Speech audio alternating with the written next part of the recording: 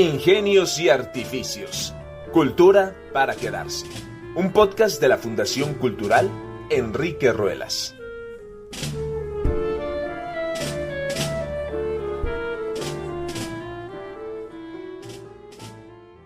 Bienvenidos a otra entrega de Ingenios y Artificios.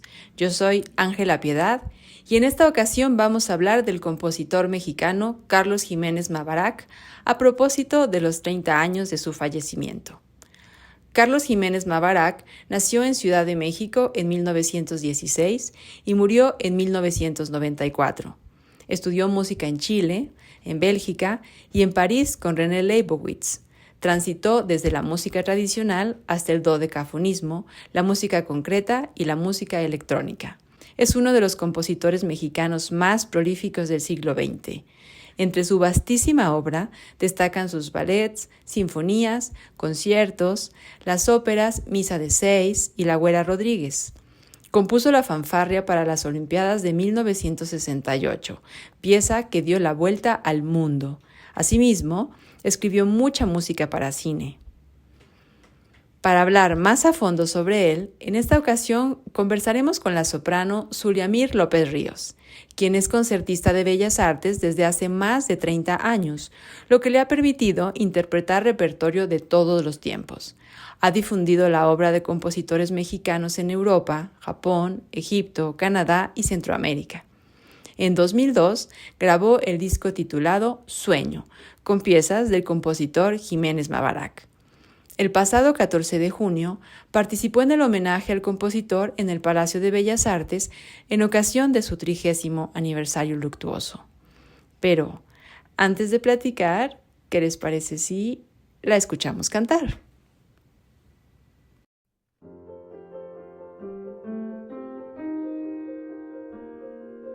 Miro en el talle del valle las manos de los naranjos,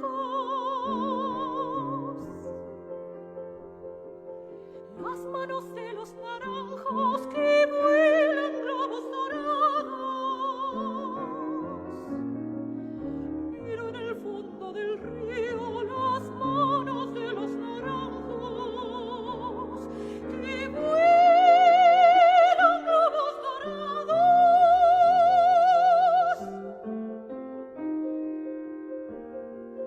Naranjos color de niños, niños color de naranjos.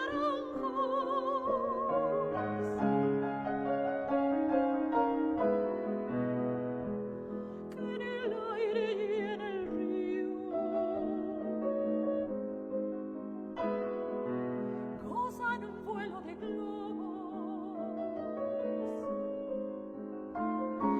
Dejaron globo en las manos de la niña de mis ojos.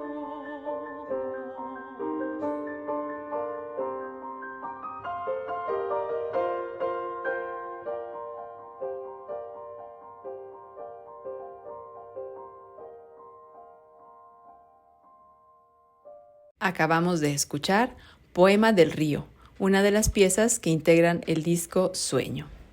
Primero, muchas gracias por tu invitación, Ángela, encantada. Y bueno, hablar de Carlos Mabarac, escribió de todos los géneros, prácticamente escribió música incidental, música orquestal, canciones, música de cámara, conciertos para piano, con muchos tipos de lenguaje y sobre todo con una preparación muy sólida.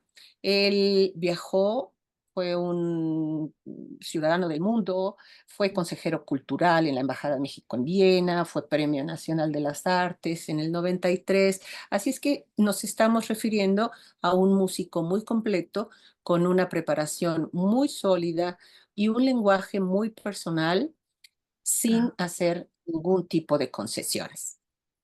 Ya, porque está ubicado entre el nacionalismo y la vanguardia, ¿no? O sea, significa que ya es uno de los compositores que tienen un estilo más cercano a nosotros.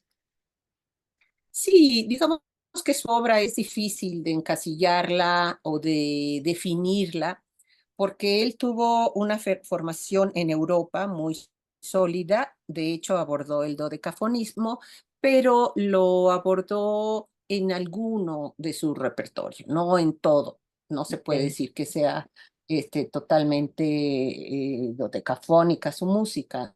Hay mucha música totalmente tonal. Entonces, yo creo que más bien se puede hablar de un estilo totalmente personal al referirnos a Jiménez Mabarak. Ya. Y por ejemplo, en esta larguísima trayectoria suya, maestra, de más de 34 años como concertista de Bellas Artes, habiendo cantado música de todas las épocas, música de cámara, música sinfónica, ópera, ¿por qué precisamente cuando llega esta oportunidad de hacer, por ejemplo, un disco que graba con el nombre de Sueño, con canciones del compositor Jiménez Mabarak, cómo es que en este programa o en este plan de difusión de compositores mexicanos se inclina o decide precisamente que sea música de Jiménez Mabarak? Pues porque no había esas grabaciones. Estaban ahí algunas esparcidas, algunas canciones, pero cuando llegó a mis manos todo el material y la riqueza de las obras para voz y piano del compositor, pues dije, esto hay que grabarlo. Son canciones de una factura muy especial, de mucho valor, muy bien escritas, vocalmente demandantes, pero creo yo muy hermosas. Y de ahí surgió la idea de grabarlas. Fue un proyecto del FONCA y Ajá. tuve la fortuna de grabarlo en la sala Nezahualcóyotl con el maestro Alberto Cruz Prieto y bueno, ha sido una experiencia realmente maravillosa que me ha dado muchas satisfacciones el poder abordar a Jiménez Mabarak y de hecho la idea era hacer un segundo disco. Esto ya no se dio por diferentes circunstancias, pero dejamos fuera muchas de las canciones de Mabarak, a pesar de que se grabaron en el disco, pues yo creo que unas 27 canciones, que son Ah. bastantes para un disco, sí. Ujú. Sí, porque entiendo que también dentro del repertorio tan prolífico del compositor fue también muy evidente un interés por componer para las voces. Es muy conocido o más conocido por las óperas Misa de Seis o La Güera Rodríguez, pero tal vez las canciones son poco cantadas o poco conocidas, ¿no? Así es, la voz humana le interesó mucho, no solamente para voz solista, sino todo el repertorio coral que escribió para coro a capela, que es bastante grande.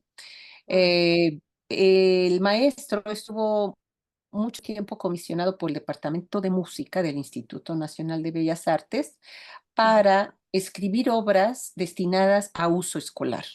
De allí su importancia en dedicar gran parte de la escritura de su producción a la obra coral dedicada a jóvenes y a niños y trataba con especial cuidado a los niños y siempre decía que siempre le acompañaba un deseo de educar musicalmente la sensibilidad de los más pequeños. ¿Y por qué a qué se deberá que es tan poco conocido, poco interpretado? Si lo vemos en comparación con compositores que están muy presentes o su nombre está muy presente como Revueltas, que fuera su maestro, o Chávez o otros de sus contemporáneos, por qué sigue siendo un nombre un poco marginal? Pues desafortunadamente sí, así es, pero bueno, yo supongo que es por lo que pasa en nuestro país, ¿no? Muchas veces se tocan obras pues muy oídas, con mucho éxito, con el público,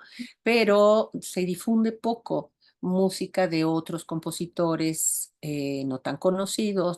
Y entonces hace falta un compromiso para difundir la música de todos los compositores y toda la riqueza de la música mexicana, no nada más siempre, pues la misma música, el mismo repertorio. Entonces, así pasa con el repertorio, así pasa con los intérpretes, así pasa con los grandes compositores. Entonces, yo creo que es una cuestión de actitud en nuestro país, empezar a reconocer pues lo grande que son nuestros compositores y ponerlos siempre en la programación de nuestras orquestas, de nuestros músicos de cámara y por supuesto de los cantantes.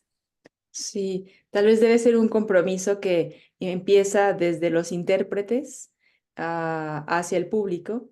Es decir, que los intérpretes o los compositores tienen esta relación simbiótica, ¿no? En la que se necesitan mutuamente y mientras los intérpretes no asuman esta tradición como propia y como el compromiso de también ponerlas en el canon, entonces el público no los va a recibir tampoco. En parte eso, pero también creo que hay otro círculo vicioso, que es que poco repertorio está editado. Ah, claro. Entonces es, digamos, el círculo vicioso de que como no están las partituras, pues no se conocen, no se difunden y los cantantes o las nuevas generaciones de cantantes no tienen acceso a estas obras porque no están editadas. Claro. Entonces, últimamente en el caso de Mabarak, pues ha tenido mayor suerte en que sus obras se han editado por Ediciones Mexicanas de Música, Ujú. por Ricordia Americana, por la editorial Joseph Weinberger en Austria, pero no todas. Efectivamente, aún quedan manuscritos y yo creo que es ahí una labor conjunta entre investigadores, musicólogos, editores y sobre todo funcionarios que quieran editar la obra de Mabarak. En este caso hay planes muy serios, muy comprometidos por parte del director del CENIDIM para realizar un magno homenaje en el 110 aniversario del natalicio de Mabarak, que será en el 2026. Entonces, para este Pronto. año, pronto, que es realmente pronto para Ujú. organizar un magno evento, quiere editar un álbum con sus canciones, cosa que me llena de felicidad, pero primero hay que encontrar algunos manuscritos que están perdidos, por ejemplo. ¿Y están perdidos en México o dentro de su periplo por Europa hay que rastrear por Pues lo que pasa páginas es de que archivo? a veces los manuscritos se prestan y ya no son devueltos. Entonces, yo creo que hay unas 6 o 7 canciones que están perdidas. No sé, habría que ir a muchas bibliotecas, preguntar en archivos personales de los cantantes, pues más o menos contemporáneos al maestro, para Mm. ver si las tienen por allí, pero los originales sí no son muy fáciles de conseguir. Entonces yo creo que esa va a ser nuestra primera labor, conseguir estas obras perdidas, después organizarlas y editarlas, por supuesto. Por supuesto. ¿Y hay alguna persona que esté comisionada o que tenga esta encomienda ahorita de ir tras el rastro de manuscritos perdidos o obras todavía desconocidas? ¿O es una labor que están haciendo entre muchos músicos, muchos investigadores? Pues es una muy buena pregunta que en este momento no te tengo la respuesta, porque quien está organizando todo es el doctor Víctor Barrera. Ujú. Entonces, él tendrá en sus manos la forma de organizar coherentemente quién hace cuál trabajo.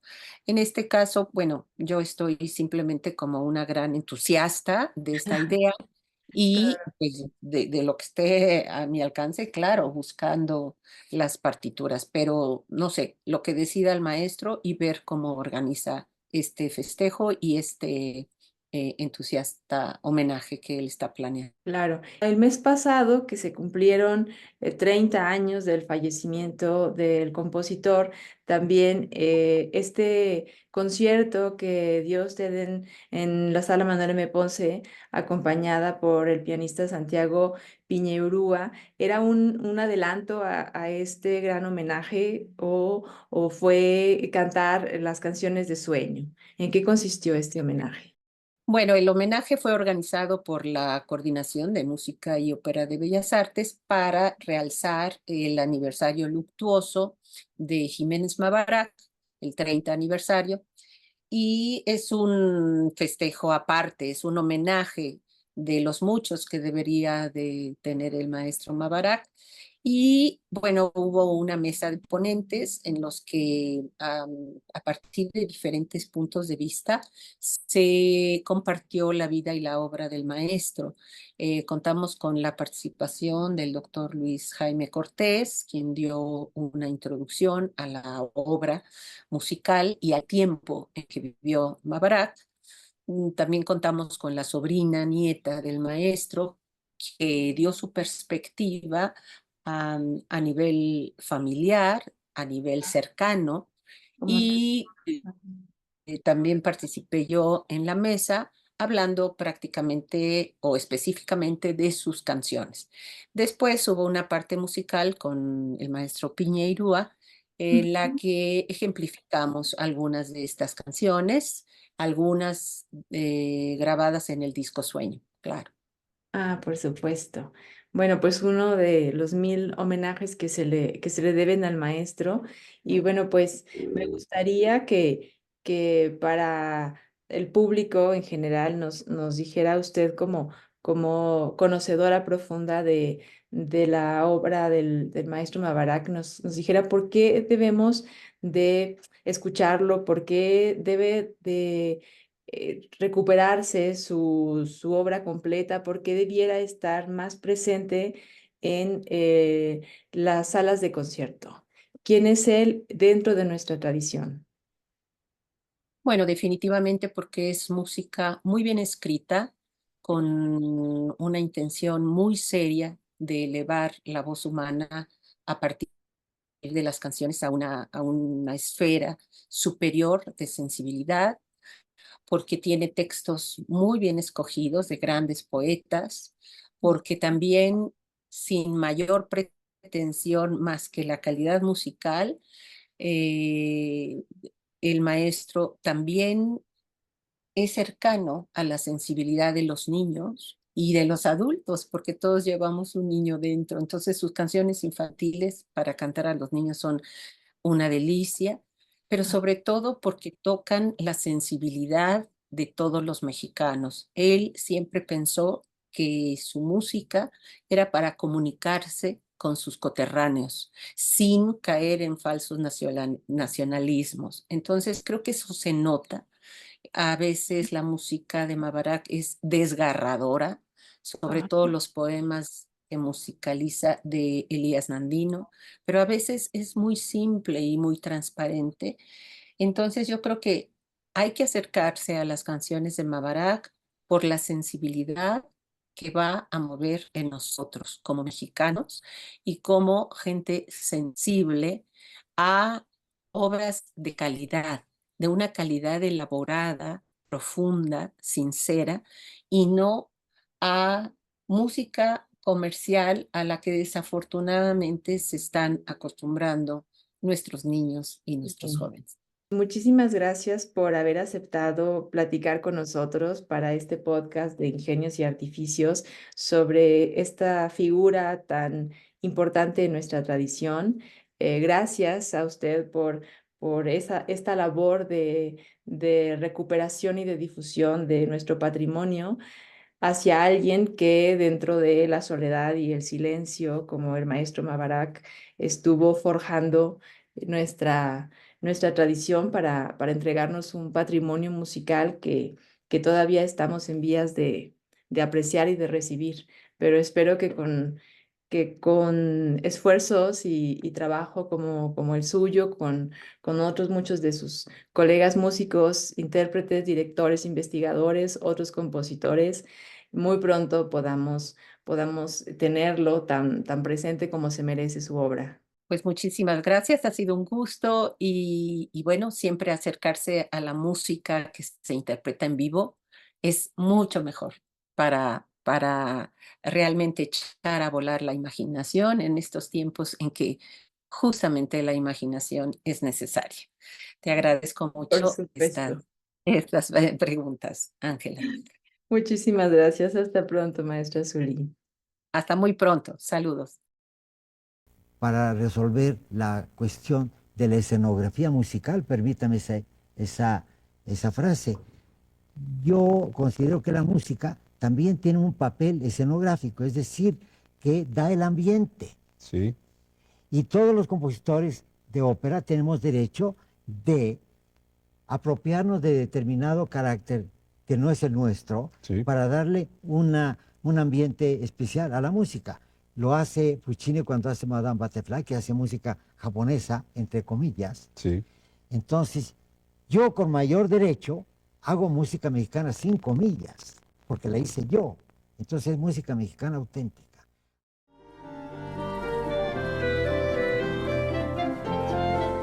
Acabas de escuchar Ingenios y Artificios, Cultura para Quedarse, un podcast de la Fundación Cultural Enrique Ruelas. Concepto y guiones, Ángela Piedad. Voces, Ángela Piedad y Tadzio Neumann. Edición de audio, Maricruz López Martínez y Jonathan Emanuel Méndez González. Música original, Adalberto Tovar. Difusión, Claudia Janet Camargo Gómez.